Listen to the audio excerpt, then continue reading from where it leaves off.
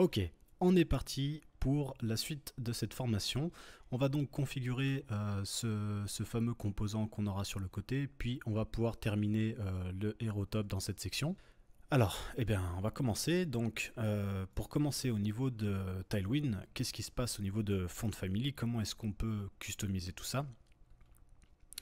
Donc à ce niveau-là, c'est plutôt simple. Ce qu'il faut, c'est indiquer à Tailwind en fait le type de typo qu'on va utiliser.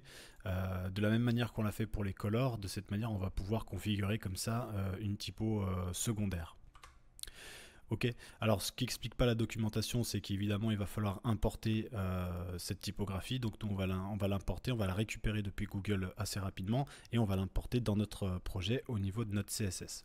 Donc concernant les typos qu'on va utiliser, on va utiliser Roboto pour la typo principale. On va avoir la possibilité comme ça de décliner en fait en fonction de l'épaisseur du texte pour avoir des déclinaisons intéressantes. C'est quand même beaucoup plus intéressant. Et puis au niveau de la typo secondaire, on va utiliser celle-ci. C'est celle-là qui va nous permettre de faire des titres un petit peu grossiers. Alors là, pour le coup, on n'a qu'un seul style, mais c'est pas gênant parce que c'est vraiment quelque chose qu'on va utiliser uniquement pour le titrage. Certains titres, même pas tous. Ok, donc au niveau du projet, eh bien c'est très simple, on va se rendre dans notre fichier CSS, donc qui se trouve à la racine du projet, au niveau de index, et ici on va commencer à importer nos documents. Alors, on va se rendre dans Google et puis on va déjà sélectionner notre typo, donc il faut se rendre dans fontgoogle.com, rechercher Roboto. La sélectionner et ici sélectionner le type de style qu'on veut. Alors ici on est dans un cadre de formation encore une fois, donc on va tout récupérer, comme ça on pourra jouer, on pourra jongler.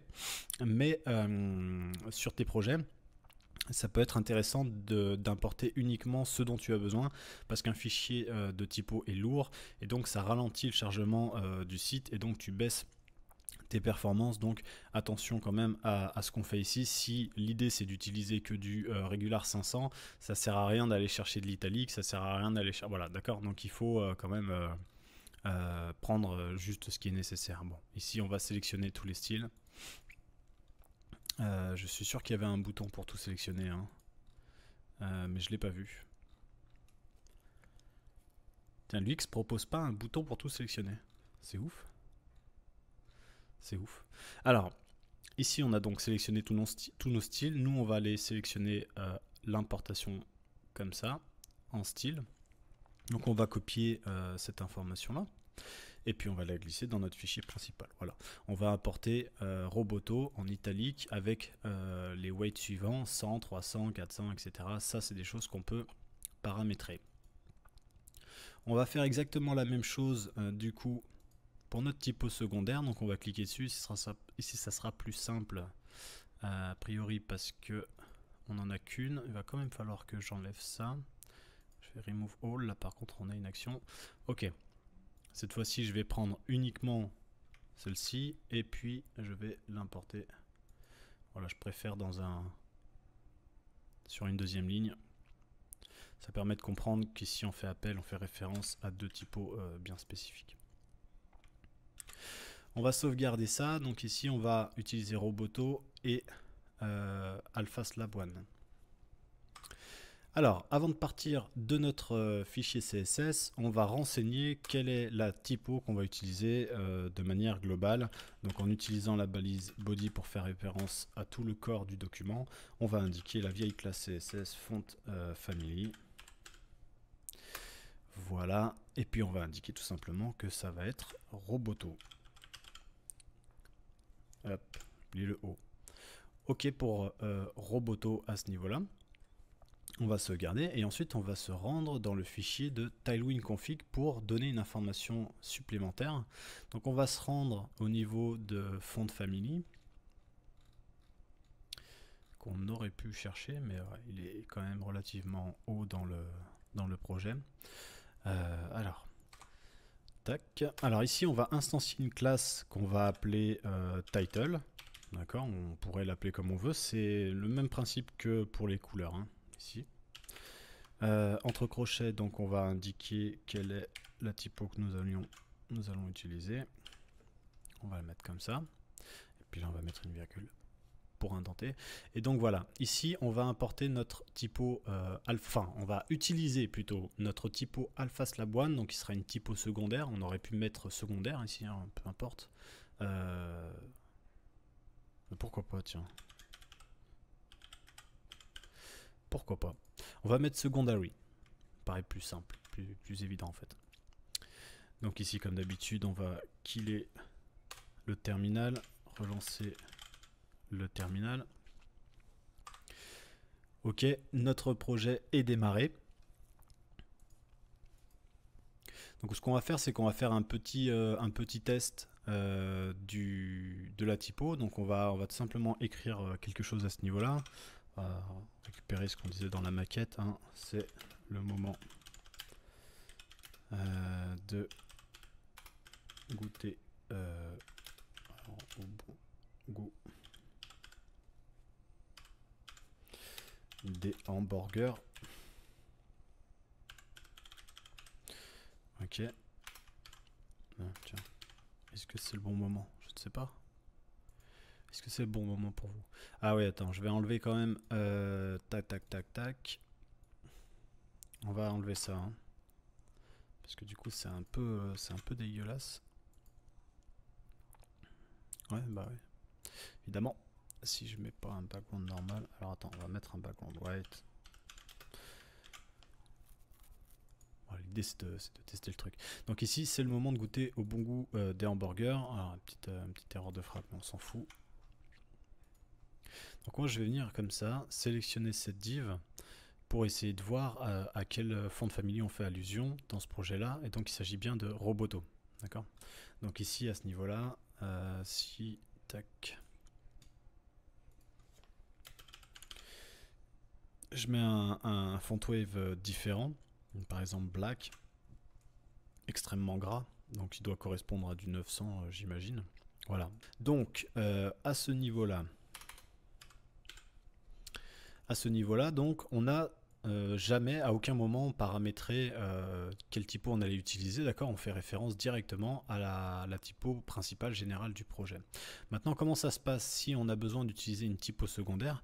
Il suffira simplement qu'on définisse font secondary. D'accord. Donc ici, font family va faire référence à alpha slaboine. D'accord. Donc il faudra qu'on indique comme classe font secondary à chaque fois qu'on souhaitera utiliser cette typo secondaire. Donc ici je vais faire un CTRL S, ici font black je vais le supprimer parce que cette typo ne comporte qu'un seul style, donc c'est parfaitement inutile. Voilà, ici on a quelque chose. Alors là c'est pas très élégant. Cela dit c'est normal, c'est parce que cette typo c'est quelque chose qui s'utilise plutôt en gros. Donc on va mettre quelque chose comme texte 6XL. Alors c'est peut-être un petit peu exagéré là pour le coup, ouais carrément. Mais bon on voit bien que ici la typo a changé, donc on va pouvoir utiliser cette typo secondaire.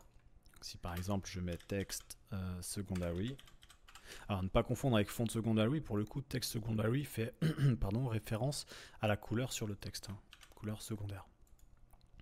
Voilà, ici on a quelque chose. Alors après évidemment les mises en page, ça c'est des choses qu'on verra par la suite. Mais voilà, on a réussi en un rien de temps à configurer l'élément de texte principal, d'accord, puis un élément secondaire quand on va vouloir faire quelque chose. Ici on viendra ajouter évidemment un effet différent de manière ponctuelle au moment où on en aura besoin, puisqu'en fait dans le projet on utilisera la typo telle quelle avec juste la couleur secondaire. D'accord. Donc voilà, le format de la typo qu'on va utiliser tout au long de cette formation pardon, est terminé. On va pouvoir commencer à intégrer cette partie-là. Donc cette partie-là, en fait, alors je fais l'aparté parce que c'est exclusif à cette vidéo finalement.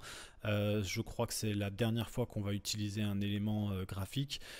Pourquoi je fais tout ça? Ben, c'est justement pour te montrer un petit peu différentes façons. C'est-à-dire, l'idée, c'est vraiment d'ouvrir ton esprit sur plusieurs façons de faire, plusieurs façons de procéder. Nous, ici, on est sur quelque chose que tu vois qui a été dessiné au sein d'un logiciel, etc. Donc, soit c'est toi, soit c'est l'infographiste qui te communique le fichier SVG. Mais dans tous les cas, ça t'apprend à utiliser un petit peu comme ça, à importer des images, des SVG, des choses comme ça. Mais par la suite, tu verras qu'on va utiliser des icônes. Et les icônes, on utilisera encore plus de raccourcis. Cette fois-ci, on les créera plus. On ira chercher des banques de SVG directement. On les importera directement. Tailwind propose, enfin, pas Tailwind, mais une sous-entité de Tailwind propose justement des icônes comme ça à importer rapidement. Tu verras que c'est extrêmement rapide, c'est suffisant pour nous. Donc voilà, ça nous permettra de voir plusieurs façons de faire les choses. D'accord? Allez, bah sans plus attendre, on va commencer par coder cette partie-là et puis on pourra passer à la suite. Ok, alors on va commencer par cleaner un petit peu notre projet. Donc on va déjà commencer, alors déjà ça, on va commencer à l'enlever. Voilà, ça, on va l'enlever également. Le container, donc on va déjà supprimer son background pour commencer à rentrer un petit peu dans l'application et avoir quelque chose d'efficace. Ensuite, au niveau du hero top, pour l'instant, on va toucher à rien. Et puis au niveau de headers, donc on va supprimer ce background. Ok. Qui est inutile, on va supprimer ce background aussi. Je regarde en même temps. Voilà, là on le supprime aussi. Tac tac tac. On va plus se servir des 8 à ce niveau là. On va l'enlever. Ça c'était un petit peu exagéré. Voilà, et puis ici on va reprendre la phrase de la maquette, c'est-à-dire commander votre repas en ligne. Alors,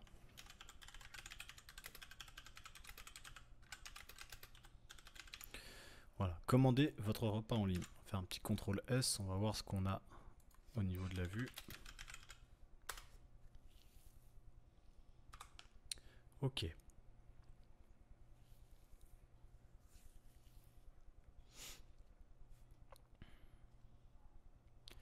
Ça mouline. Voilà, donc on va retrouver notre logo à ce niveau-là. On va retrouver cette information à ce niveau-là. Donc ici, on va supprimer font secondary.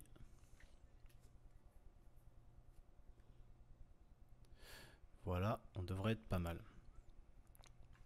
Alors, pour commencer, on va importer dans notre dossier image. Donc, c'est là. On va prendre le dossier de ressources.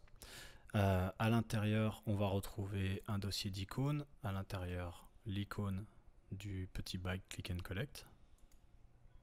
Donc on va la récupérer et on va la mettre dans notre dossier formation avec source, média, SVG et on va l'importer. Donc cette icône, c'est tout simplement cette icône là qu'on va venir associer en fait au commander votre repas en ligne. D'accord, alors une fois qu'on a ça dans notre projet, qu'on va retrouver à ce niveau-là, eh bien on va l'importer. Alors pour commencer, à ce niveau-là, au niveau de cette classe qui va comprendre à la fois le titre et à la fois l'icône, on va déjà commencer par mettre ça dans un span. C'est-à-dire l'idée c'est d'avoir deux nœuds bien distincts, une span et une image. Alors juste problème d'indentation. Donc ici on va importer notre image via source, on va faire référence à icône qu'on n'a pas encore créé. On va mettre un alt vierge, une class name puisqu'on va en avoir besoin. Et voilà. Donc on va importer notre image, enfin notre icône. Donc on va appeler icône. From. Donc on va aller chercher encore une fois dans média. On va aller chercher dans SVG. Et on l'a appelé icobag click and collect. Ok.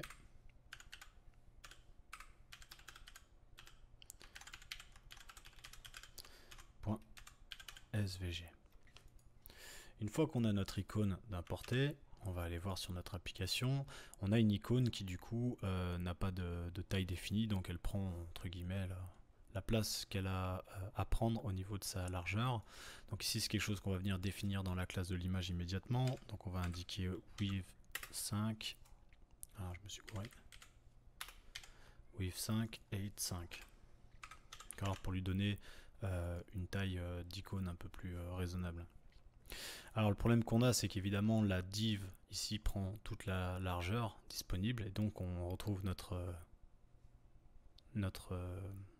élément graphique là sur 2 lignes. Et bien ce qu'on va faire, c'est qu'on va prendre le div parent, on va lui indiquer qu'on est dans un flexbox. On va également indiquer item center pour les centrer dans l'axe vertical et on va justifier le contenu en utilisant justify end, voilà. Hop.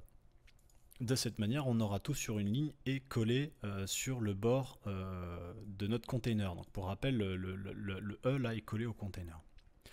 Pour essayer de décoller un petit peu l'icône du texte, ce qu'on va faire, c'est qu'on va ajouter un petit margin right à notre icône. On aurait pu mettre un margin left à la span, mais ici on a déjà une classe d'intégrer, donc on va faire un margin right léger de 2. Alors attention, là je code un petit peu à l'œil.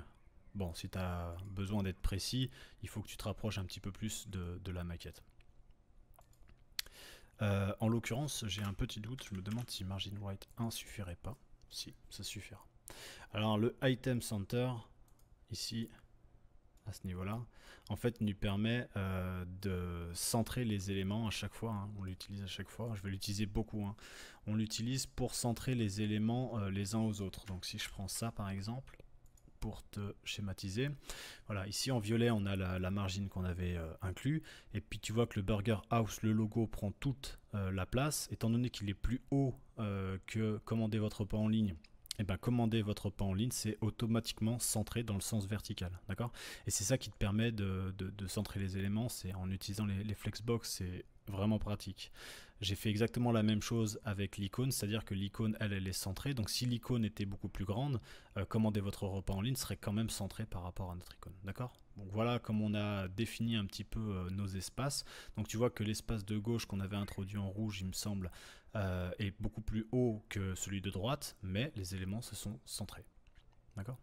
Donc voilà, on a quelque chose de rapidement fonctionnel, quelque chose qui va vite ressembler à la maquette. Donc maintenant, la prochaine étape, ça va être de créer nos boutons. Alors les boutons, on va pas les créer dans la vue, je te l'ai suffisamment expliqué. L'idée ici, c'est de commencer à créer un composant. Donc on va tout de suite créer un composant dans éléments qu'on va appeler button. Ok, button.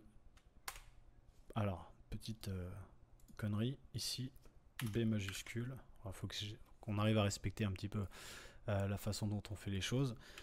Function component, voilà. Donc du coup, il a mémorisé qu'il s'appelait button et il risque de me causer des problèmes. Donc à partir de maintenant, on va commencer à créer des choses dans ce composant. Donc ici, on va faire un simple button. Ouais. On va appeler mon bouton. Donc dans ce fameux header, eh ben, on va aller justement importer un bouton. Alors comment est-ce qu'on va hiérarchiser un petit peu tout ça? Si on reprend la maquette, on a cette ligne qui comporte les deux éléments et une autre ligne plus bas qui elle aussi va comprendre deux autres éléments. Donc finalement on va se retrouver avec le même type de classe qu'à ce niveau-là. Le problème c'est que si je crée évidemment un troisième nœud à ce niveau-là, il ne faut pas oublier qu'ici on est sur un flex, donc il aligne à gauche le logo et il aligne à droite cet élément-là. Donc on n'a pas le droit de créer, enfin ce serait complètement nul de créer à ce niveau-là un troisième nœud.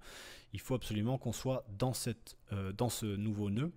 Et il va falloir que ça, on l'intègre lui aussi dans un nouveau nœud. Alors, ça paraît un peu difficile à comprendre parce que je l'explique peut-être un peu mal. Mais voilà, l'idée c'est qu'on va commencer à créer un premier nœud. D'accord? On va créer un premier nœud. Et ici, on va créer un deuxième nœud dans lequel, en fait, on aura nos boutons. D'accord? Donc ici, on va mettre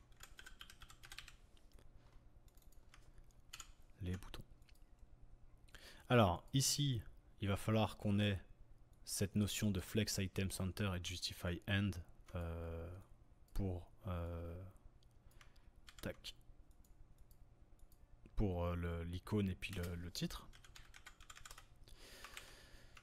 Tac. Donc flex item center justify end pour avoir le même résultat, d'accord. Maintenant, si dans ce nouveau nœud ici je viens impliquer des éléments, on va voir comment il réagit, et donc ça va être à ce niveau là qu'il faudra qu'on agisse pour que ces éléments puissent être aussi dans des éléments flex, etc. En l'occurrence, nous ici on va juste ajouter les boutons. Alors ici, à la place d'intégrer un commentaire, on va intégrer un composant qui va s'appeler button. Donc button, il va faire référence à source, component element button, c'est l'élément qu'on vient de créer à l'instant.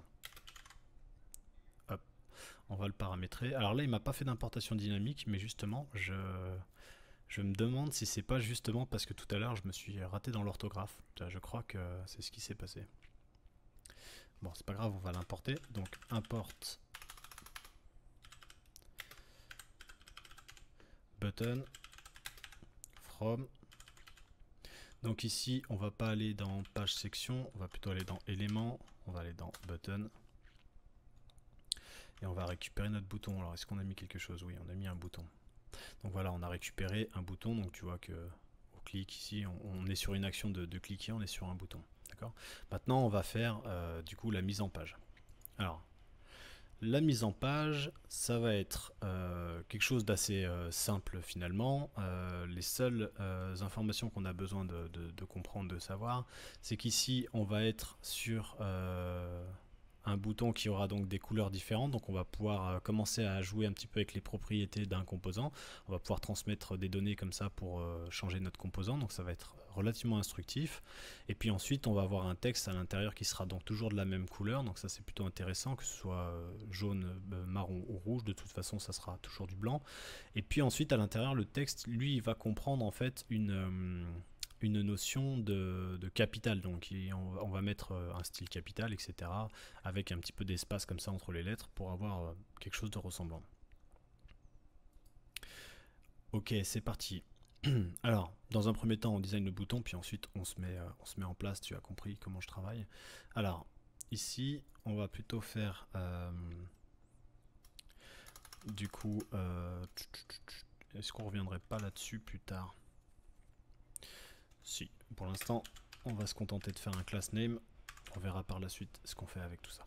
Alors, class name. Ici, on va avoir un background primary. On va avoir un padding X de, mettons, 5. On va faire un padding Y de, mettons, 3. On va faire un texte uppercase pour avoir des lettres en capital. Et on va voir un petit peu ce que ça génère. Donc voilà, ici ça génère un bouton. Alors franchement j'ai pas choisi la bonne teinte officiellement là. Je me rends compte. Ce que je vais faire, peut-être que je vais ajouter une petite fonctionnalité qu'on n'a pas dans la maquette pour essayer de se démarquer. Donc on va faire un shadow. Toc toc toc toc. On va faire un petit shadow et voir si éventuellement on referait pas autre chose. Ça me plaît pas. Alors ici on va faire un Excel peut-être pour essayer de se sortir. Ouais, tu vois, ça me plaît un peu mieux. On va faire un text white. Ok. On va faire un texte white pour l'avoir en white. Ça paraît un peu gros par rapport à la maquette là. C'est du blanc pourtant, ouais. Ouais, alors là, j'ai fait ce que j'aurais jamais dû faire, c'est-à-dire j'ai fait un choix de changement de typo un peu subitement comme ça. Et du coup, je suis un peu déçu. Je suis pas certain que Roboto ça me plaise. Alors du coup, ben écoute, je pense qu'on changera par la suite. Je vais réfléchir. Je prends le temps de la réflexion, de voir pour intégrer une typo qui est plus intéressante. Écoute, pour l'instant, on va rester sur ça et puis on fera la modification au dernier moment. C'est pas grave, de toute façon, on va générer ce genre de choses de manière automatisée dans notre application, donc c'est pas très gênant. Alors au niveau de Tailwind, on va rechercher letter spacing pour voir un petit peu comment est-ce qu'on peut créer un espace entre les lettres. Tu vois qu'ici on a un usage qui définit des choses, comme par exemple la classe tracking widest qui va elle être vraiment le plus écarté possible. Donc on va l'utiliser et voir un peu comment ça peut agir chez nous. Alors ici j'ai remarqué peut-être que c'était peut-être plus lui. Je vais mettre un PY2. Ici je vais indiquer ça. Ok, ça me donne le résultat suivant. On va continuer. Alors on va continuer avec un font white pour voir si on peut avoir quelque chose d'un peu plus sympathique. On va également changer un petit peu la taille de ce texte là, qui me paraît un peu grand. Donc on va partir sur un texte SM, voire éventuellement. Et puis ensuite au niveau de la taille de la lettre, on va essayer quelque chose de médium pour voir si on obtient des résultats qui sont plus intéressants. Alors c'est peut-être un peu gros. C'est un petit peu gros. Le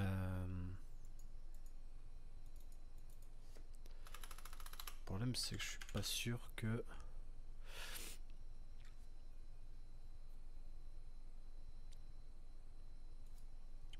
Je vais voir si on le fait plus fin. Ouais, ça fait un peu trop fin. Ça me dérange un peu cette typo là. Je suis pas sûr de la sectionner en fait. Écoute, on va rester comme ça pour le moment. On verra comment on évolue. Va falloir faire des concessions. Alors maintenant qu'on a baissé la typo, je trouve que le bouton est pas assez gros. Donc on va juste remédier à ça rapidement. On va peut-être se remettre à 3 pour le coup. Ça correspond plus à ce qu'on recherche. Voilà, pour l'instant, on a ça. Ok, alors on va découvrir en avant-première, si tu connais pas évidemment, la notion de hover 2 points. Et ici, on va donner une propriété quand on survole le bouton. Donc ici, on a une propriété de background primary. D'accord, d'ailleurs, on va se mettre ça là. Over 2 points background primary. Donc tu vois, on pourrait donner par exemple, tiens, voilà, on va mettre ça juste pour le pour l'exercice. Donc du coup, ça te permet de voir qu'avec Tailwind, c'est extrêmement simple, tu vois, de manipuler ce genre de choses. Tu verras qu'en responsive, ça l'est aussi, et c'est vraiment vraiment un kiff. Alors, ça t'a sûrement pas échappé, la notion de la couleur s'affiche comme ça, scindée, un peu tranchante comme ça, c'est en tout cas assez gênant, je trouve. Donc on va tout de suite installer une classe qu'on va utiliser tout au long de notre application. Donc là c'est quelque chose qu'on va faire soi-même, on va pas utiliser Tailwind parce qu'il ne propose pas nécessairement des choses. Donc quand tu veux aller un petit peu plus en profondeur, et ben tu ajoutes tes propres classes. L'idée c'est d'en faire quelques-unes, mais vraiment de manière assez restreinte. Donc ici on va créer une classe qui va s'appeler Animate, d'accord, tout simplement. Et on va effectuer en fait une transition. Alors, pour faire une transition, il suffit d'utiliser la propriété transition, d'accord, et puis définir un type d'animation et une durée. Nous, on va d'ores et déjà sélectionner quelque chose qui soit cross-browser, d'accord, une règle cross-browser. Donc l'idée, c'est que tous les navigateurs puissent comprendre cette règle-là, puisque la transition fait partie des règles qui ne sont pas nécessairement toujours bien prises en compte par tout le monde. Donc pour cette raison-là, suivant le navigateur que tu utilises, il faut indiquer plusieurs règles qui vont être récupérées en fonction du navigateur. D'accord. Donc ici c'est des clones, c'est répétitif, mais en tout cas l'idée c'est de pouvoir avoir le même type d'animation pour tout le monde. D'accord. Donc on va utiliser cette règle-là. Donc on va la récupérer directement. Hop. Donc cette règle là, et puis nous on peut l'adapter. Alors déjà je trouve que 3 secondes, enfin 0,3 secondes c'est un peu trop, je vais le mettre à 2. D'accord. On va garder ce type d'animation. Voilà, on va tout simplement sauvegarder. On va pas se prendre la tête avec ça. Et puis ici on va la rajouter à la fin de notre classe. C'est-à-dire que cette fois-ci on intègre la classe Animate qui vient d'être créée. Alors, on retourne dans notre projet. On va peut-être le sauvegarder. Voilà. Ici, tu vois... le sauvegarder, le régénérer. Ici, tu vois qu'on a une animation au survol du bouton. Alors, évidemment, ça reste tranchant parce que c'est du jaune sur du rouge. Mais tu vois bien qu'à ce niveau-là, c'est quand même beaucoup plus confortable. En tout cas, moi, je préfère. Donc, à chaque fois qu'on utilisera des links et des choses comme ça, on utilisera des animations. Alors là, on aurait pu le faire sur un CSS, c'est-à-dire général, pour éviter d'avoir à rajouter cette classe à chaque fois qu'on a besoin de le faire. Pour le coup, ici, je te rappelle qu'on est dans un composant réutilisable, donc quand on va réutiliser le bouton, on va utiliser cette ligne de commande, donc officiellement, finalement, c'est pareil. Par contre, au niveau des liens, par exemple, on ira paramétrer des choses. Tu vois que pour l'instant, on n'a rien injecté, mais ici, on mettra au niveau des liens une compétence d'animation pour que justement tous les liens puissent être survolés sans qu'on ait nécessairement besoin de le demander. D'accord, c'est des choses qu'on fera par la suite. Ok, alors, donc nous, on va pas utiliser le rouge, là, c'était vraiment pour trancher. Ici, on va utiliser secondary, c'est-à-dire que on va l'utiliser en jaune, et si le bouton est survolé, on l'utilisera en marron. De cette manière, voilà, on a un bouton comme ça. Alors ici dans le cadre de l'exercice, ce qu'on va faire, c'est que on va pour le moment dupliquer ce bouton, on va continuer à le mettre en forme et puis ensuite on va voir comment est-ce qu'on va lui donner des propriétés. Donc ça va être intéressant qu'on s'arrête un petit peu sur cet exercice pour qu'on puisse voir un petit peu 2-3 concepts qu'on a pour le moment pas encore vus. Donc ici, si je prends ce bouton là et que je le duplique tel qu'il a été défini, je vais me retrouver avec deux boutons côte à côte. Donc l'idée ici, ça va être de dire dans cette div, class name, qu'on veut ici des éléments flottants, flex, d'item center, toujours, et on va justifier ce contenu à la fin, comme on a l'habitude de le faire du coup jusqu'à maintenant. Donc on va simplement donner un petit peu d'espace entre les deux boutons. D'accord, donc pour ça, on peut utiliser soit directement au niveau du bouton, soit intégrer une classe au niveau du bouton qui permet d'avoir une marge sur les côtés, soit le gérer ici. Je pense que ça peut être intéressant de le faire au niveau du bouton directement. D'accord, donc on va donner en fait une notion de MX vraiment légère, c'est-à-dire une petite marge à gauche et à droite. Du coup, quand il y aura deux boutons, ça va faire un cumul des deux, mais au moins on aura toujours des boutons qui seront plus ou moins écartés à chaque fois qu'on les mettra. Ça va être rare qu'on n'ait pas besoin de mettre une marge après un bouton, donc du coup voilà, une petite marge sur les côtés. Ici, ça permet de faire, tu vois, une différence entre les deux. 2 et 2, 4 ici, et puis une petite différence sur chaque côté. Voilà, d'accord. Donc ensuite, cette div là, et donc du coup pas le bouton mais vraiment uniquement la div, on va avoir besoin de se descendre un tout petit peu. D'accord, on va avoir besoin de descendre un petit peu le composant en lui-même.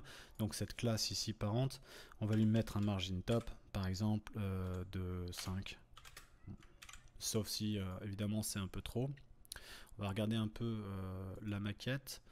Bon, à la base, on est sur quelque chose, inscription, connexion, ouais, ça dépend un petit peu de ce qu'on met à l'intérieur.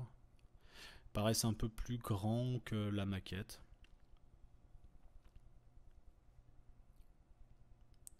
On va peut-être pas faire ça en fait, peut-être une mauvaise idée. Au niveau du bouton, on va peut-être pas faire ça à ce niveau-là. Du coup, ce qui serait intéressant, ce serait d'ajouter une classe à ce niveau-là. Mais bon, ça m'embête parce que du coup, je voulais le voir avec toi plus tard. Écoute, c'est pas grave. C'est pas grave. On va venir dessus tout de suite. Le bouton, est-ce qu'il peut être un petit peu plus petit? Tac. Donc ici, on a un padding à la base. On va essayer de réduire. On avait dit que 2 c'était peut-être trop court, mais maintenant qu'on a une mise en page un peu plus raisonnable.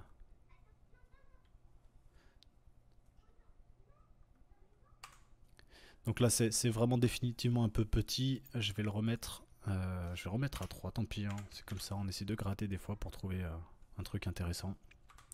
Ok, alors on va commencer à introduire un petit peu des propriétés. Alors, comment ça va se passer? On va passer des propriétés au niveau de notre composant, comme ça nous permettra de pouvoir travailler avec toujours un style de bouton, mais de pouvoir lui transmettre en fait des propriétés de thème, de style, qui vont lui permettre d'avoir plusieurs rendus selon le même composant. Donc déjà pour commencer, ce qu'on va faire, c'est qu'on va faire comme tout à l'heure avec le container, c'est-à-dire qu'on va utiliser le child run, d'accord? Ça va nous permettre déjà d'indiquer ce qu'on met dans notre bouton. Ok? Donc on va faire comme ça. Et comme ça, on aura la possibilité de mettre notre contenu. Donc dans notre contenu, on va utiliser ce qu'on avait dans la maquette, c'est-à-dire inscription et connexion. Donc inscription.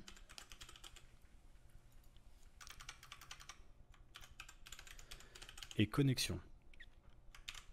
Alors on va sauvegarder. Au niveau du bouton, donc on va récupérer ces informations à ce niveau-là.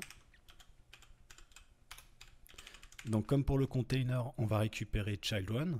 Child1, on va tout simplement le remplacer par cette notion en dur qu'on a exécutée tout à l'heure. Donc ici en JSX, on ouvre les accolades et on indique child1.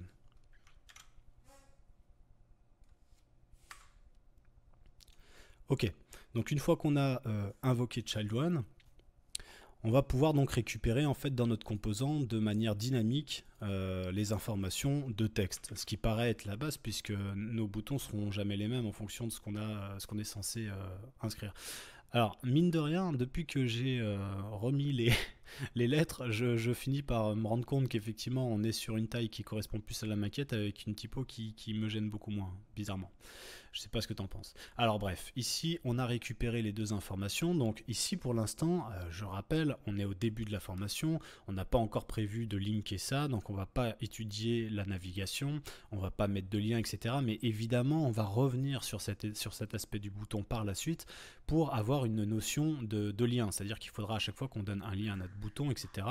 Sans pour autant reprendre l'intégralité du bouton. Donc on va faire toujours de la même façon, on utilisera toujours un bouton et on va lui passer des propriétés. Pour l'instant on n'a pas passé une propriété telle quelle, c'est-à-dire qu'on a simplement utilisé la fonctionnalité qui s'appelle child1 et qui va nous permettre de récupérer ce qui est contenu dans les balises. Mais cette fois-ci on va passer un props bien défini. Alors par exemple on va passer un props que moi j'appelle classique parce que c'est le genre de choses que je fais souvent. Je vais nommer ce props, d'accord? Donc là ici on l'appelle comme on veut, mais moi je l'appelle toujours class name celui-là. Ça paraît logique parce que du coup l'idée c'est de pouvoir intégrer en fait une classe associée à ce composant. De cette manière on pourra changer que les éléments de style qui ont besoin d'être changés. En l'occurrence ici ça va être la couleur par exemple. Ça peut être le thème, ça peut être un padding, ça peut être voilà, ajouter quelque chose. Donc on va ajouter un props qui s'appelle className. Je rappelle qu'ici on peut dire ce qu'on veut. Et à l'intérieur on va lui mettre des données. Par exemple, qu'est-ce qu'on n'a pas utilisé?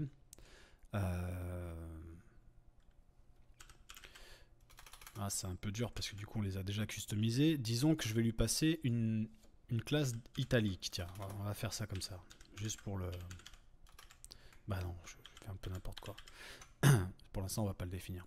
Donc ici, ce class name, c'est une propriété qu'on va passer à notre bouton. J'imagine que si tu connais un petit peu React, tu sais ce que c'est qu'un props. Si tu connais pas un petit peu de documentation, mais continue de te former, tu comprendras de plus en plus la nécessité. Si tu connais pas, c'est normal que tu es un peu perdu à ce niveau-là. Ici, on va donc indiquer cette fameuse propriété qu'on a appelée class name et on va l'introduire dans notre classe CSS. Alors pour faire ça, en JSX, il va falloir qu'on travaille ça différemment. Donc je vais simplement couper cette information et je vais retravailler ma syntaxe pour pouvoir y intégrer en fait une valeur variable. Donc ici, je vais ouvrir les parenthèses et alors pas les parenthèses, les accolades, pardon. Et puis du coup, je vais intégrer deux backstitch. Les backstitch qui vont me permettre de reproduire exactement la même chose. Autrement dit, ce que je viens de faire ici, c'est exactement la même chose que ce qu'il y avait avant. La seule différence, c'est que maintenant, j'ai la possibilité d'intégrer un dollar et des accolades, comme ceci, pour, à l'intérieur, intégrer un élément variable. Par exemple, class name. Donc si je fais ça, et que j'indique des classes à ce niveau-là, eh ben, je vais les retrouver dans la classe de mon bouton. D'accord? Et ça sera des éléments variables. Exemple. Je vais supprimer cette notion de background. Ok. Du coup, il est pas content hein, que j'ai fait ça ici. Je vais... Voilà. Donc tu vois qu'ici on a des choses en italique. Alors on a l'impression qu'il y a un background parce que j'ai mis un shadow, mais en fait il n'y a plus de background. On vient de supprimer la classe. Donc ici il n'y a, a pas de background. D'ailleurs on voit bien qu'au over il n'y a plus rien. Et bien ce que je vais faire maintenant, c'est que je vais définir ce background. C'est un exemple. Hein. Je vais définir ce background à ce niveau-là. Sauf que je vais partir sur un secondary pour lui. Et sur un primary au over. C'est sous-entendu l'inverse. Je me retrouve bien avec un bouton jaune, un bouton marron. D'accord. Bon, là, c'est pas très classe dans le principe, c'est pas ce qu'on voulait faire, mais l'idée c'était ça. D'accord. Donc ça veut dire que du coup, avec le même corps de composants, j'arrive à obtenir juste à changer juste l'information que j'ai besoin de changer. Et de cette manière, je peux introduire juste une classe de soutien, d'accord, en exécutant ça, d'accord. Donc du coup, class name devient une variable qui est définie dans notre composant. Donc à chaque fois dans notre site, quand on va utiliser notre composant, on va pouvoir lui intégrer comme ça des propriétés et affiner au fur et à mesure en fonction de notre utilisation, d'accord. Donc, plusieurs choses. Ici, on va, on va évidemment pas indiquer ce type de choses, parce que si on commence à indiquer le background et le hover à ce niveau-là, on va devoir l'indiquer en permanence. Donc, étant donné qu'on est sur des boutons, qu'on va pas avoir énormément de boutons, moi ce que je vais proposer par la suite de la formation, eh bien ça va être de créer en fait des types de boutons, c'est-à-dire des tailles médium, des tailles big, des tailles small, avec 3 thèmes, parce qu'on a 3 thèmes de définis, mais on pourra en avoir plus. Et à ce niveau-là, faire un thème primary, un thème secondary, un thème red, etc., etc. Et du coup, on aurait simplement à passer la propriété button small et button primary, et puis du coup notre script ici se chargera de savoir qu'est-ce qu'on rend dans la vue. Est-ce qu'on rend du coup celui-là parce qu'il a un background primary et qu'il a une taille small, etc., en fonction des paramètres. Donc finalement on va transmettre des propriétés à ce niveau-là, et puis à ce niveau-là on va commencer à les tester. Donc on va faire des conditions, et si les conditions sont réunies, on affichera, on retournera telle ou telle vue. Voilà, c'est comme ça qu'on va procéder en majeure partie dans la formation. Ok, alors ne t'inquiète pas si c'est pas tout à fait clair. De toute façon, l'idée c'est de pratiquer pour justement, au final, faire de toi un développeur qui a beaucoup plus d'expérience. Donc ne sois pas surpris, encore une fois, c'est des choses qui sont normales. Quand tu commences à les découvrir, tu injectes trop d'éléments dans ta tête, il y a beaucoup de données. Donc si tu y vas doucement et que tu continues, il n'y aura aucun problème. Nous, ce qu'on va faire pour l'instant, c'est qu'on va pas trop s'embêter avec ça non plus. On va faire un petit margin pour séparer les deux, et puis on va laisser ça comme ça. Puis on reviendra dessus de toute façon par la suite, parce que au fur et à mesure, on va évoluer. Exemple typique, quand on va venir ici, on aura besoin de créer un bouton qui sera un peu différent. Donc tu vois qu'au niveau de la typo ici, on n'est plus sur quelque chose d'espacé, on est sur quelque chose de plus gros, etc. Donc là ici, on va être sur un gros format de bouton. Voilà, typiquement, c'est à ce moment-là qu'on va reprendre un petit peu ce qu'on a fait ici et qu'on va le réadapter pour cet élément-là. Et puis ensuite, on va continuer, et puis à force, on va tomber sur le besoin de faire un bouton rouge. Et cette fois-ci, on se posera la question de comment est-ce qu'on introduit la propriété. Et puis petit à petit, on va peaufiner, d'accord. Si je commence à passer 5 heures sur le bouton, on va pas avancer, d'accord. Donc c'est voilà, c'est la raison pour laquelle on va procéder comme ça. Donc ici, je vais simplement mettre, comme je le disais, une marge de chaque côté. Alors là, ici, on a plusieurs façons de le faire. Donc on a vu que le faire de manière générale, c'était un petit peu tendu, parce que on va pas nécessairement avoir tout le temps besoin d'avoir une marge. Étant donné que maintenant, on a configuré dans notre bouton une classe dans laquelle on peut injecter des éléments de classe, on va pas s'en priver. On va prendre soit le bouton de gauche et lui donner une marge à droite, soit l'inverse, peu importe. Ici, je vais prendre celui de gauche et je vais lui donner un margin right. Alors 4, on a 2 et 2, on avait dit que ça faisait trop. Je vais rester sur 2, peut-être que ce sera suffisant. Ouais, c'est suffisant.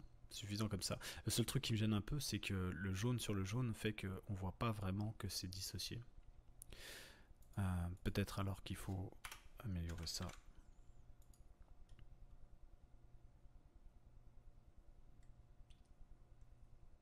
Ouais, visuellement c'est un peu mieux. Ok, donc on a notre bouton d'inscription, on a notre bouton de connexion. Bah maintenant, on va s'occuper de ce fameux titre. Donc ici, rien de très spécial. En fait, on va avoir une zone à gauche, d'accord. On va avoir ça va se chevaucher un petit peu. On aura une zone à droite, et puis à l'intérieur, on va venir intégrer cette partie-là. Donc on va commencer par dissocier, comme on l'a fait là-haut, les deux zones, et puis on va commencer par créer le titre, etc. Allez, c'est parti. Alors, dans notre composant HeroTop, on intègre header. Donc on va s'arrêter là à ce niveau ici pour le composant header, puisque finalement au sein de notre application, le header correspond pour moi, donc notre section header correspond à ça. Donc on va retourner dans le composant hero section pour ajouter des éléments, d'accord. Donc on va pas tout coder dans header. Pourquoi? La raison est simple, c'est qu'en fait ce qui comporte le HeroTop, c'est notamment cette partie là, c'est-à-dire que quand on va basculer sur l'application, si on décide d'afficher que le header, ben on pourra afficher que cette partie-là avec moins de marge sur le haut, etc. pour avoir quelque chose d'un peu plus rectangulaire, plus fin sur le haut, pour qu'on puisse avoir un menu, tu vois, qui viendrait remplacer par exemple ces boutons-là au moment de la connexion, donc pour changer un petit peu la vue. Mais par contre, on n'aura pas nécessairement envie d'afficher ça, parce que ça, c'est le genre de composant qui se fait normalement sur toute la taille de l'écran. Quand tu vas changer de page, etc., tu vas même pas te rendre compte qu'il y a un changement de page. Donc voilà, en gros, l'idée c'est d'afficher ça uniquement sur la page d'accueil que lorsque l'utilisateur n'est pas enregistré. Donc du coup, c'est une partie qui va devoir entre guillemets dégager et donc bouger. Donc ici, on va retourner dans HeroTop, et c'est dans HeroTop qu'on va justement intégrer ces informations. Alors là, on va pas nécessairement, je vais me remettre ici, on va pas nécessairement recréer un composant de composant, parce que il faut pas tomber dans l'erreur justement de trop découper les choses. Donc il faut vraiment retrouver un prorata entre je découpe pour pouvoir réutiliser et je ne découpe pas. L'idée ici, c'est simplement de se dire, est-ce que cette partie-là, on va la réutiliser quelque part? Non. En tout cas, moi, j'ai pas prévu de le faire, mais ce serait une mauvaise idée. Je pense que ce serait une mauvaise idée. Ici, on est sur un header, donc c'est pas, voilà. À la limite, peut-être pourquoi pas le mettre dans un composant d'en-tête, ouais, pourquoi pas, mais ça peut se retrouver dans un call to action ou quelque chose comme ça, mais il y aura sûrement un message à transmettre, quoi. On va pas dupliquer non plus le contenu, parce que sinon c'est du copier-coller, quoi. Donc l'idée ici, c'est vraiment de recoder ça au sein même de notre composant HeroTop, parce que finalement c'est lui qui englobe ça. Voilà, c'est la seule externalisation qu'on a faite, se situe au niveau de header ici. Donc ici on va commencer à coder. Allez, c'est parti. Donc on va faire une div class name. Maintenant tu connais un peu la routine. À ce niveau-là, donc tout le temps, moi je mets toujours des backgrounds. Alors, je sais pas pourquoi, mais c'est toujours le red et le green qui ressortent. Alors, background red 500, background green 500. Je sais pas. Ouais, je sais pas pourquoi j'ai fait ça. Pas du tout en fait. Background gray 500 plutôt, parce que c'est le composant par an, j'ai complètement pété un plomb. Donc ok, c'est n'importe quoi. Alors ici on va faire ça, on va se mettre en weightful, et comme d'habitude on va donner un 8 standard pour avoir de la surface, voir un petit peu ce qu'on est en train de coder. Donc voilà, l'idée c'est de faire en fait un composant comme ça. Donc ici on a tout de suite une marge qui est intégrée, puisqu'on a mis une marge haute et une marge basse sur ce composant header. Donc nous voilà, on va coder ici, donc ça matérialise bien notre espace de travail. On va avoir un espace à gauche, un espace à droite. Go, on le code rapidement. Alors qu'est-ce qu'on fait? Si tu te rappelles de ce qu'on a fait jusqu'à maintenant, on va intégrer ici un premier nœud, d'accord, et on va intégrer un deuxième nœud. On va à chacun donner une couleur, ok, pour pouvoir le différencier, le voir dans notre vue. Ok, ici si on ne donne pas de valeur de taille, on ne le verra pas. Donc weightful, 8full. Je rappelle que 8full fonctionne parce qu'on a défini quelque chose ici, hein, parce que 8 100% sur quelque chose qui n'est pas défini, ça ne fonctionne pas. On se retrouve donc avec un weightful et un 8full par rapport à la taille qui est disponible seulement. On se retrouve avec quelque chose qui est l'un au-dessus de l'autre. Évidemment, on n'a pas indiqué de flexbox. Donc à ce niveau-là, ici, on invoque flex, item, center. Je crois pas que ça soit nécessaire, donc on va s'arrêter là. Donc ici, on a bien un composant parent qu'on ne voit plus qui était gris, puis un espace pardon, qui est réservé à gauche, un espace qui est réservé à droite. D'accord? C'est globalement ce qu'on va retrouver ici. Et donc du coup, dans cet espace à droite, on va retrouver notre image. Alors pourquoi ne pas commencer par intégrer l'image? Ça me semble être une bonne idée. Et bien c'est parti. On va se mettre ici, donc tac tac tac. Qu'est-ce que j'ai? Alors ici, formation. Non. Voilà. Ressources images. Donc ici, j'ai différencié ça dans HeroTop. Dans HeroTop, je vais retrouver Burger HeroTop. Go. Donc on a des médias, images. Donc pour l'instant, on a background et SVG. On a image, on a background, pardon, à l'intérieur. Nous, on va se mettre dans image et puis. Alors attends, parce que faut que je réfléchisse à comment on va le renommer dans notre projet. Ça va pas être pareil.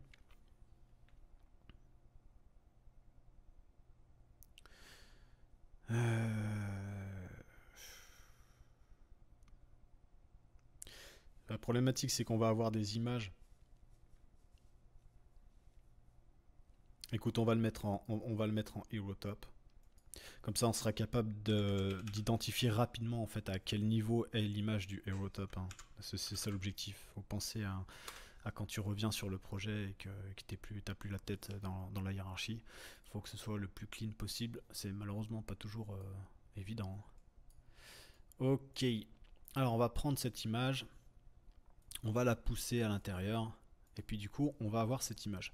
Donc cette image, je t'ai montré tout à l'heure, c'est un export avec un halo. Voilà, je t'ai déjà montré un peu comment ça se passait. Donc on va importer cette image. Ici, on va mettre burger pour l'identifier un peu plus proprement. Alors, c'est pas nécessaire de faire ce que je viens de faire. Je sais pas si tu as vu, mais justement, j'utilise en général des images, icônes, illustrations. C'est voulu, en fait, donc on va rester sur ça.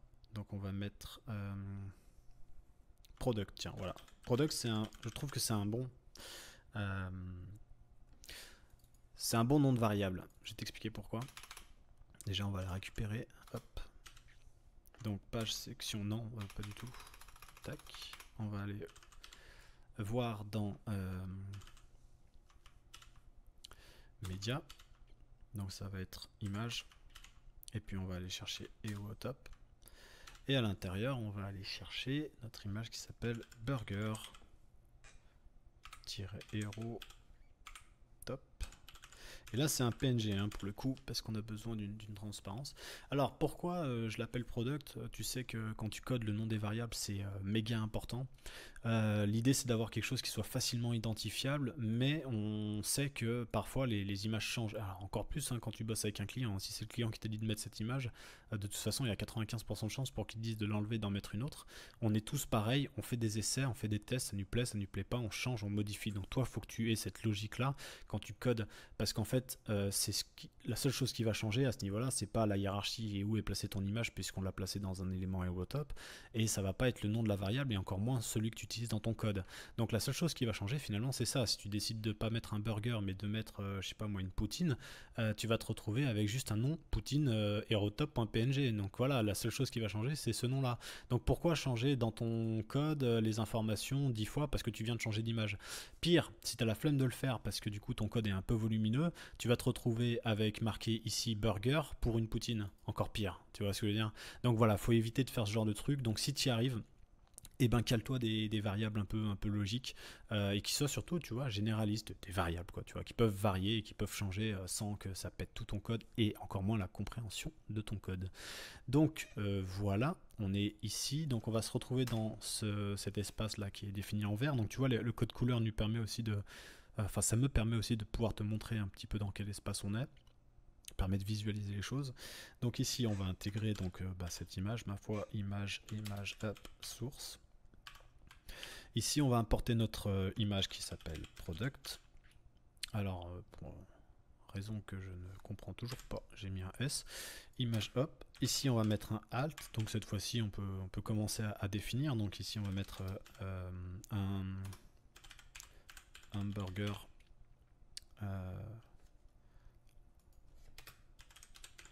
Un menu hamburger avec frites et Coca-Cola. Ça, c'est pour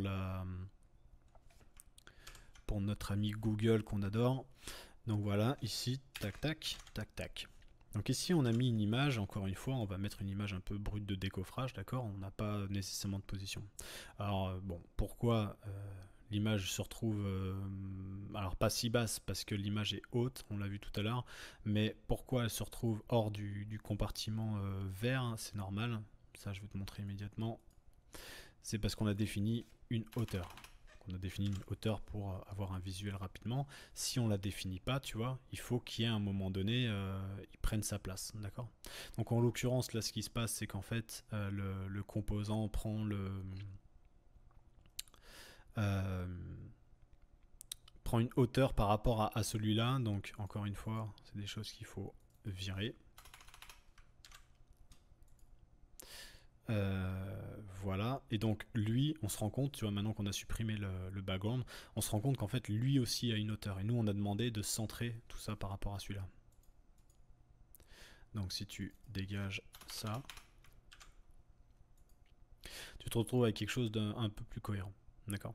Alors, ici, on va avoir tout de suite un premier problème, c'est que cette image-là, elle m'a l'air de prendre un peu trop de place dans son environnement. Je vais quand même vérifier ce que j'ai fait tout à l'heure. Voilà, donc ça c'est l'image. Je vais mettre un arrière-plan. Comment est-ce que je pourrais mettre une couleur peut-être un peu plus flashy, je sais pas. Qu'on y voit quelque chose. Je suis pas sûr d'avoir besoin de tout. Bon écoute, là pour l'instant je vois pas, je vais m'adapter parce que le problème qu'on a ici c'est qu'on a un halo de lumière en fait, et donc en fait il y a des particules, tu vois, qui sont là. C'est sûrement pour ça que l'image prend toute cette taille, parce que moi quand je l'ai exporté, tu vois, je l'ai exporté en fonction de son état, donc je pense que je vais le garder. Donc on va travailler comme ça, on verra plus tard. Pour l'instant, voilà pourquoi elle prend de la place dans son compartiment. Bah, c'est tout simplement parce qu'ici, tu vois, le blanc là, il monte quand même assez haut. Et tu vois, il y a de l'aspérité, tu vois, pour qu'on ait ce dégradé. Parce que le problème, c'est que si tu coupes à ce niveau-là la photo, tu vois, bah tiens, je vais faire comme ça, regarde. Je vais te montrer comme ça, ce sera rapide. Tu vois, si tu coupes mal la photo, tu vas te retrouver avec ça en fait. Tu vois, un halo de lumière un peu dégueu, tu vois. Si par exemple je fais ça ici, tu vois, je vois rien là. Là, je vois pas de coupure. Là, je commence à en voir une. Alors, on va pas gagner des. Voilà, on va pas gagner de ouf. Hein. Ici, je vois qu'on peut gagner un peu. Et là, je commence à voir la différence. Donc, tu vois, ça sert à rien qu'on aille retravailler ça. On va travailler ça dans le code pour qu'on puisse l'intégrer correctement, quitte à la mettre en position absolue pour la sortir un petit peu de son compartiment. Donc on va gérer ça tranquillement, peinard. Bah moi ce que je te propose c'est déjà de supprimer ce background vert pour commencer à avoir quelque chose de plutôt cool. On va se référer à la maquette pour voir un petit peu qu'est-ce qu'il nous reste à faire. Donc on va avoir une partie droite et tu vois qu'il va falloir qu'on scinde les choses. On peut vérifier 1246, ouais c'est... Donc tu vois, moi je prends ça comme ça. Si tu veux travailler un peu avec Photoshop. Alors attends, il faut que je me mette... Tac.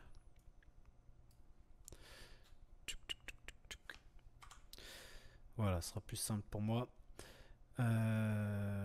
Tac, donc du coup... On retrouve le truc. On a l'air d'être à la moitié. Donc tu vois, à part les frites qui vont dépasser, je pense qu'il va falloir qu'on bricole un truc ici, mais ça va vraiment être du bricolage. A priori, on est à la moitié. Ok, bon, écoute, on va commencer par sortir ce titre-là. Donc ce titre-là, qu'on a besoin d'avoir en lettres capitales pour avoir une notion de titre. Donc on va avoir ça.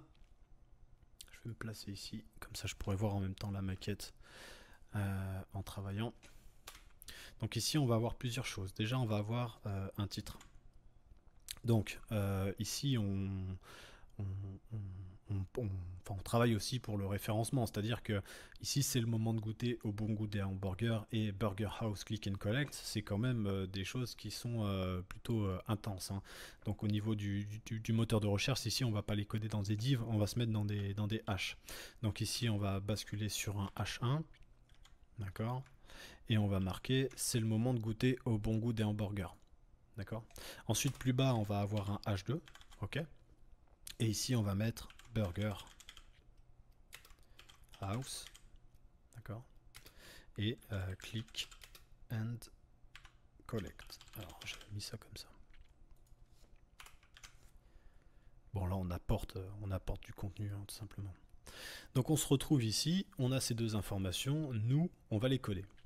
Donc le gris on va le garder pour se situer, le rouge on va le garder dans un premier temps pour nous situer aussi, puis ensuite on switchera et puis on adaptera comme on l'a fait pour là-haut. Alors, c'est le moment de goûter au bon goût des hamburgers. Le truc ici, c'est qu'on va s'adresser à un H1 qui, pour le coup, est un petit peu extravagant par rapport à l'application. On risque pas d'avoir des H1 de ce type-là, donc on va pas nécessairement aller bricoler un H1 de manière générique, d'accord? Ça sera plus pour ce genre d'éléments ici. Tu vois, des éléments de titre comme ça, c'est des éléments qu'on va retrouver dans l'application. Pareil pour celui-là. Ça, c'est des choses qu'on va venir implémenter dans des composants. Ici, on est vraiment sur un style très précis pour notre HeroTop, donc on va pas se faire chier à aller chercher un composant que de toute façon on va exploiter qu'une fois ou deux, quoi, d'accord. Ici, on parle de externaliser des composants qui sont vraiment réutilisés. Là, pour le coup, c'est pas le cas. Donc, on va juste designer tranquillement, en fait, dans notre vue HeroTop, d'accord. Puis comme ça, si on veut modifier notre HeroTop, on aura juste à venir dans le composant HeroTop. Alors, qu'est-ce qu'on va faire? On va indiquer une classe name à ce H1. Dans un premier temps, ce qu'on peut faire, parce que moi j'ai l'habitude de coder sur deux écrans, mais c'est un peu petit sur un seul. Et j'ai peur que sur ta vidéo à toi, on voit plus grand chose. Mais c'est quand même tellement plus efficace, il va falloir qu'on commence à s'y mettre un petit peu là, à travailler comme ça, si on code. C'est bien d'avoir la vue, hop, à gauche et à droite. Alors, ici, je remets ma maquette de l'autre côté. Voilà. Alors pour commencer, ici on va rentrer en uppercase. D'accord. Uppercase, ça va nous permettre en fait de mettre les éléments en lettres capitales. Tu vois, on le voit ici. Alors ensuite, on va avoir des textes qui seront de couleur secondary, premièrement. Donc ça va être au niveau global en fait, au niveau de la div, d'accord. Donc le texte secondary, peu importe, les deux le seront. Ok, ensuite, au niveau de la dimension, on va essayer d'améliorer tout ça. On va partir sur un 2XL et voir si éventuellement on arrive à se rapprocher de ce qu'on a. Non, là c'est un peu trop. Alors ce qui m'embête, tu vois, c'est qu'ici on est en train de travailler sur une vue semi-responsive, c'est-à-dire qu'on est en train de regarder ce qu'on fait sur un truc pour tablette, quoi. Donc c'est un peu gênant. Voilà, il faudrait vraiment qu'on ait cette vue-là. Bon, bah tant pis, on va faire comme ça, hein, d'accord. Alors, ici, on voit que c'est vraiment trop grand finalement. On va rester sur un texte XL. Texte XL paraît grand aussi.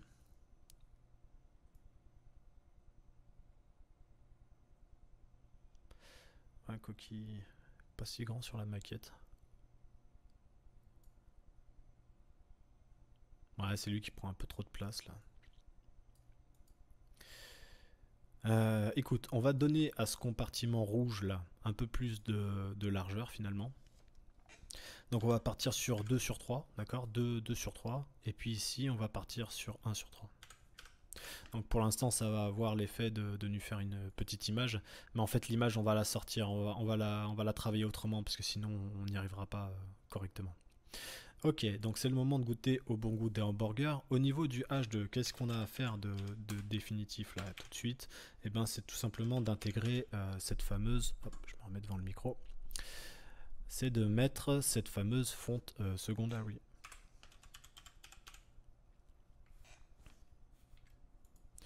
Ok, donc il va être de couleur marron, mais on voit que voilà, il va prendre l'élément. Alors ensuite, ce H2, on va scinder les éléments. Je ne sais pas si tu te rappelles, mais sur la maquette, à ce niveau-là, on a un burger en grand, on a house un peu plus grand, enfin plus petit mais plus grand que click and collect. Donc tu vois, on va gérer cet état pour que justement on puisse avoir ça. Donc déjà, la priorité, c'est de mettre burger dans une span. Span qui va nous permettre de définir une classe uniquement pour burger. Donc évidemment, ça ne sera pas des classes associées à la typo, etc. puisque c'est des choses qu'on fait en gros. Là, ici, on va venir ajuster, spécifier ce qu'on veut pour ce fameux burger. Lui, par contre, on va tester, tu vois, on va y aller comme ça un peu fort, mais on va voir comment est-ce qu'on peut sortir un truc, tu vois, assez gros. Donc ça, du coup, c'était pas assez, tu vois. J'étais sûr de faire un truc de ouf, mais... écoute, on va aller chercher au max, tu vois. Au maximum, on a un burger comme ça. Bon, c'est un peu grand. Je me rends compte en fait que tout est en uppercase, donc en fait c'est vraiment une donnée ici qu'on va mettre de manière générique à tout le monde. Voilà, et là on se retrouve avec un truc qui est un peu trop gros du coup. Pas assez, bah allez donc, décidément aujourd'hui. Voilà. On va mettre une petite marge entre c'est le moment de goûter et puis le burger c'est un peu trop collé à mon goût, donc on va tout de suite profiter de cette classe qui ne servait plus à margin bottom. Va partir sur 10, peut-être 10 un peu trop. Ouais, c'est un peu trop. Je viens de souffler dans le micro, ça devait être chiant ça. Alors, margin bottom 7. Pour l'instant c'est pas mal. Donc on a un burger. Donc nous ce qu'on va dire à cette classe c'est d'avoir comment te dire, il faut qu'elle ait le même rôle qu'une div, c'est-à-dire qu'il faut qu'elle retourne à la ligne, il faut que ce soit un élément qui soit bloquant puisqu'une span est inline par définitif. Donc on va rendre comment dire ce... Putain, je perds tous mes mots. On va rendre cette div bloquante en ligne, c'est-à-dire qu'on va rester sur du inline, mais on va définir que... pardon, on va pas définir que c'est... On va mettre cet élément en bloquant, de cette manière en fait ce qui va suivre va repasser à la ligne automatiquement, d'accord. On ne veut pas qu'il puisse y avoir du texte à ce niveau là. Ensuite, une fois... Ah bah donc Scotty, t'es en train de tout casser. Alors une fois qu'on aura ça, on va indiquer une span également pour house. Cette fois-ci par contre on va pas s'embêter avec les éléments bloquants parce qu'on veut que ce soit en ligne. Donc on va remettre ça ici, et à ce niveau-là, on va mettre une class name. Ici on peut partir sur texte. Tac tac, on va voir si c'est suffisant ça.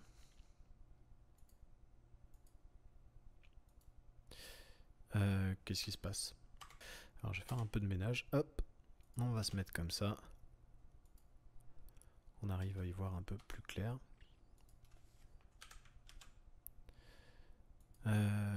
Voilà, bon, c'est pas suffisant. Je regarde en même temps. Non, un peu plus. Bon, un peu trop. On va se mettre en 6XL, devrait être bien. Et puis ensuite, on a le click and collect qui lui aussi est un peu plus gros. Alors, hop, ici, class name égale, et donc là on va partir sur un texte pour le coup. XL sera peut-être un peu trop, mais il est déjà en texte XL en fait. Hein. Ouais, c'est parce qu'en fait par définitif, j'ai pas fait gaffe. Par définitif, on donne le texte en XL à ce niveau-là. Ça, c'était plus la peine de le définir. Du coup, alors ici, on va se mettre en 3. Non, un peu plus. Ouais, c'est pas mal. Click and collect. D'accord. Ici, on va mettre une notion d'espace parce que du coup, on n'a pas d'espace.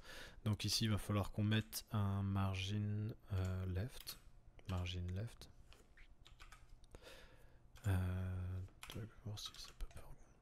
Non, ça va, ça. Non, ça fait un peu trop. Tac. Ça, on a une petite marge à ce niveau-là. Voilà.